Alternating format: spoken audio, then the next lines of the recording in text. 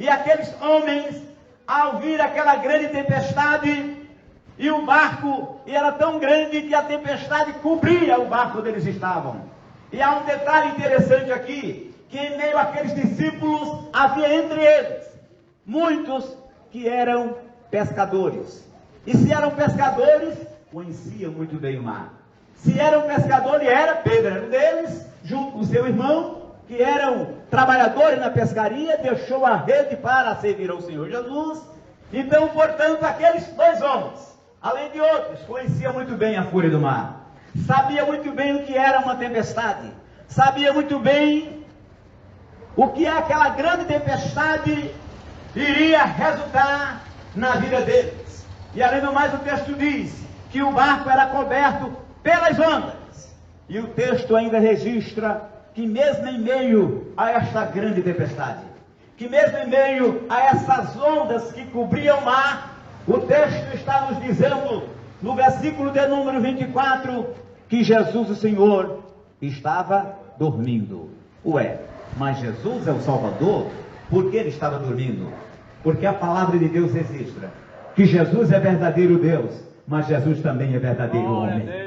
Este é o maior dos milagres que a humanidade assistiu. Não há milagre maior na terra do que este. O Deus Todo-Poderoso desceu da sua glória e transformou-se igual a nós, seres humanos, com uma diferença muito grande. Ele era sem pecado. E como homem, ele tinha fome. E como homem, ele tinha sede. E como homem, ele tinha sono, ele tinha cansaço. E por isso, ele estava dormindo.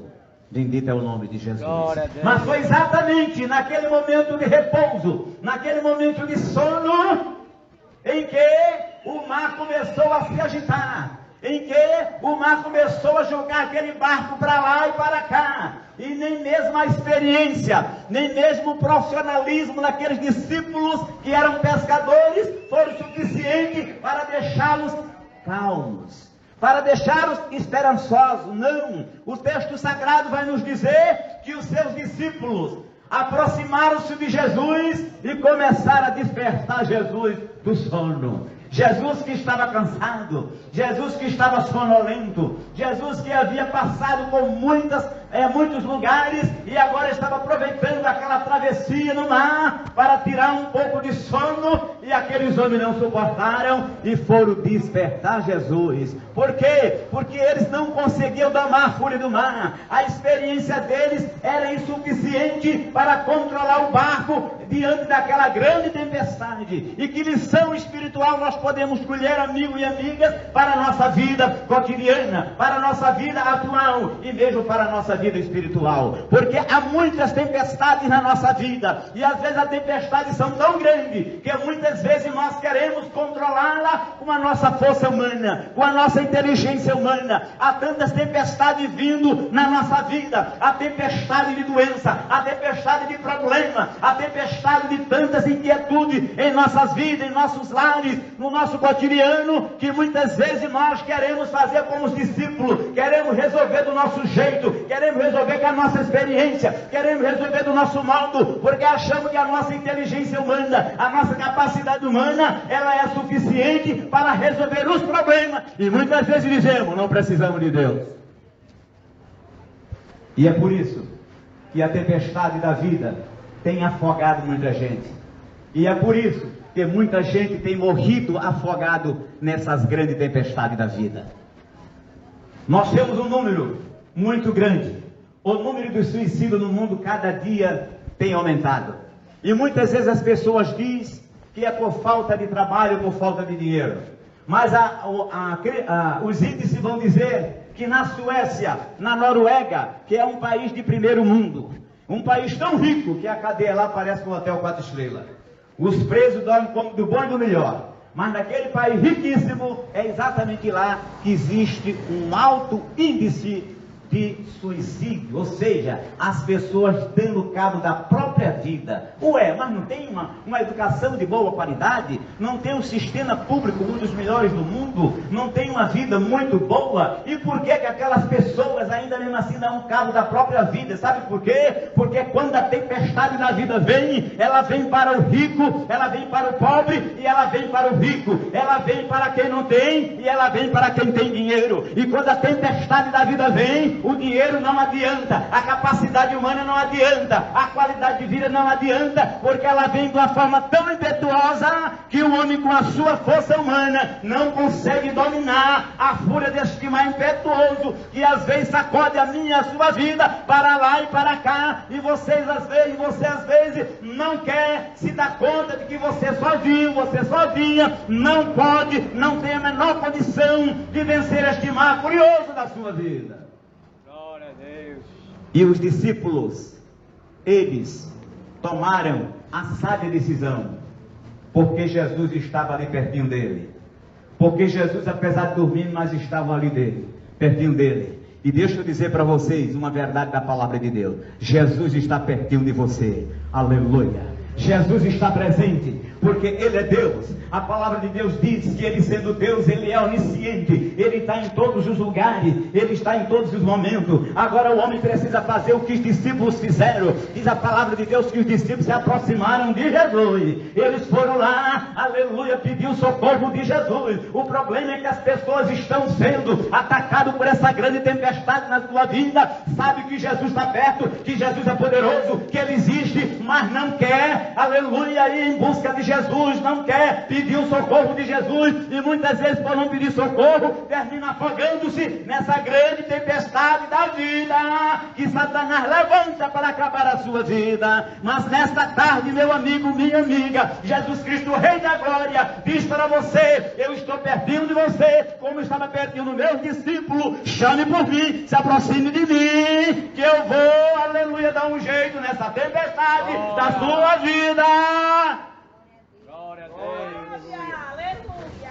Tempestade essa que eu tenho certeza você deve ter procurado várias soluções, vários caminhos, vários jeitos para ver se consegue acalmar as tempestades furiosas da sua vida. E deixa eu lhe dizer, essa tempestade só Jesus, o Rei da Glória, pode acalmar. Aqueles discípulos tinham muita experiência, e eu sei que muitas vezes nós somos experientes na vida. Às vezes temos muita jornada, às vezes somos muito experientes em muitas áreas da nossa vida, mas na área da espiritualidade, louvado seja o nome de Jesus, que a força do inimigo, que a Bíblia diz que o diabo veio para matar, roubar e destruir, somente Jesus, o Rei da Glória, é quem pode, bendito é o nome de Jesus, acalmar, aleluia, a tempestade que o diabo levantou na sua vida, na sua família, na sua casa. E nesta tarde, aleluia, Jesus, o Rei da Glória, Ele quer acalmar a sua tempestade, mas você precisa fazer o que os discípulos fizeram: se aproxime de Jesus. Mas tem gente que quanto mais a tempestade aumenta, mais se distancia de Deus, mais se distancia de Jesus, não quer saber de Jesus, às vezes prefere morrer no mar, mas não quer se humilhar pedindo a misericórdia, o socorro de Jesus. Glória a Deus. E morre.